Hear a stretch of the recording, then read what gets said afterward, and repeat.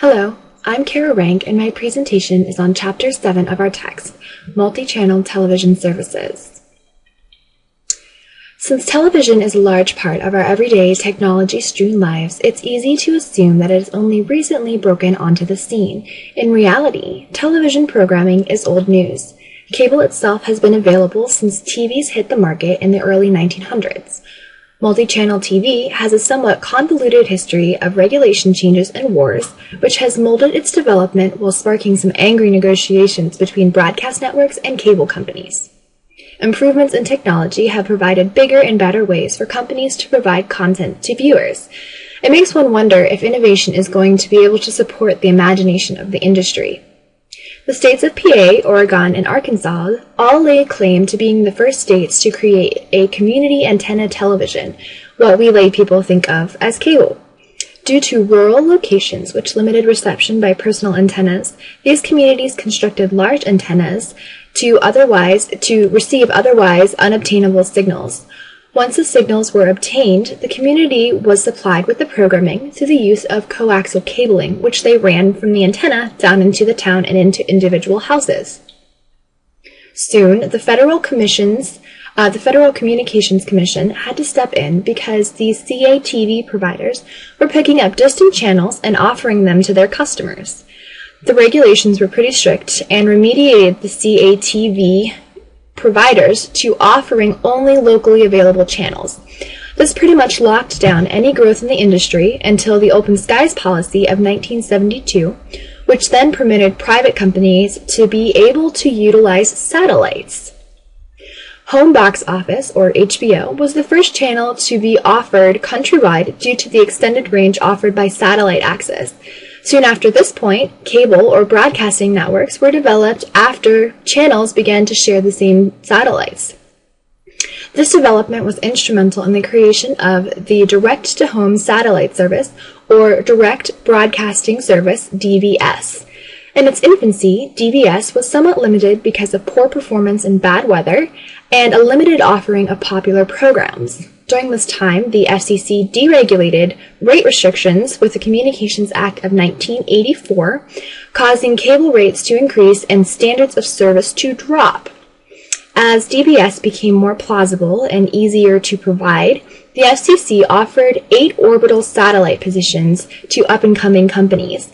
Unfortunately, none of the applicants were actually able to successfully launch a service when they restarted the program and offered them to several other providers. They were limited by a lack of a compression standard and, again, access to programming that the general population was willing to pay for. DBS providers couldn't match the cable providers because of those limitations. The 90s, however, saw new advancements in the form of MPEG-2 compression and the Cable Television Consumer Protection and Competition Act, which enabled DBS to acquire popular channels and deliver them across satellites. Cable companies such as Cox, Comcast, Newhouse, TCI, and Time Warner also began to offer satellite content in the form of premium channels. These were offered through a consortium called the Primestar service, in an attempt to compete with DirecTV, USSB, and EchoStar's Dish. A few years after launching, DirecTV purchased both Primestar and USSB to become the largest DBS in the United States. DBS gained another foot in the door when the FCC passed the Satellite Home Viewer Improvement Act of 1999, which allowed the DBS providers to access to local broadcasting services.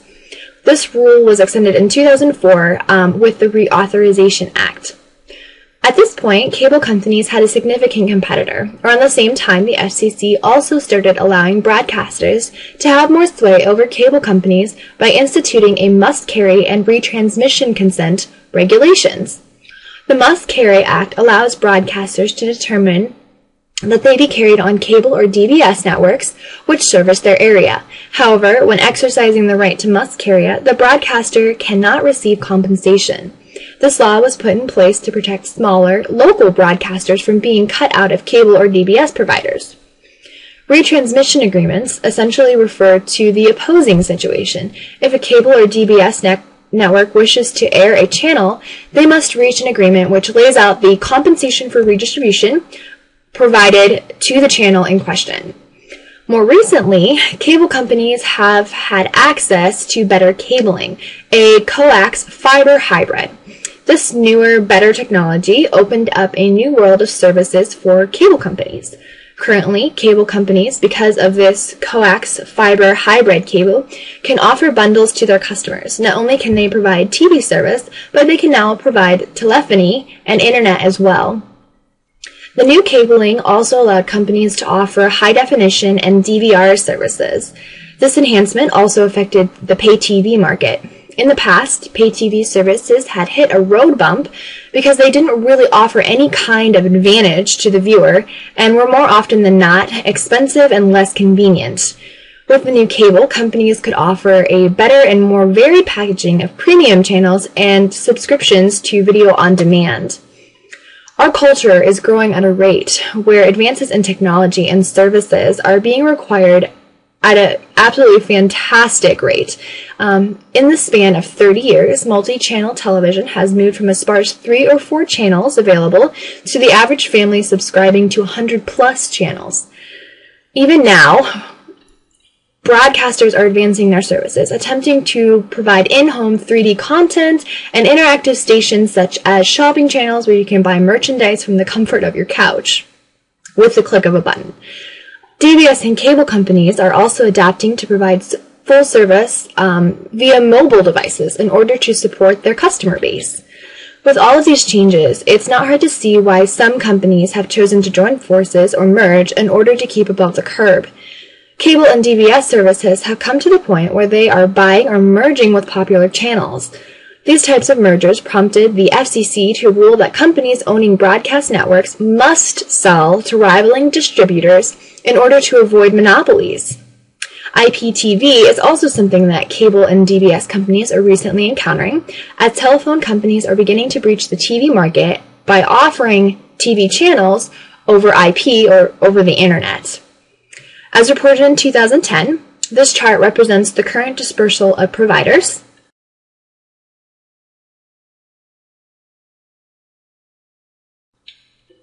This chart represents the distribution of subscribers across providers.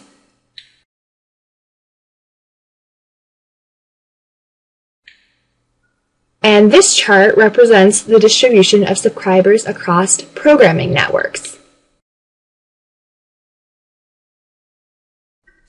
Think about this. I have an internet connection. I don't have access to television service, but I'm still able to view all the shows I want via broadcaster websites. Do you think this will encourage growth for the companies, or will it lead to downfall of our current idea of TV service? How do you think cable and DBS companies will cope with the growing service not required trend that's being instigated by the internet? Thank you.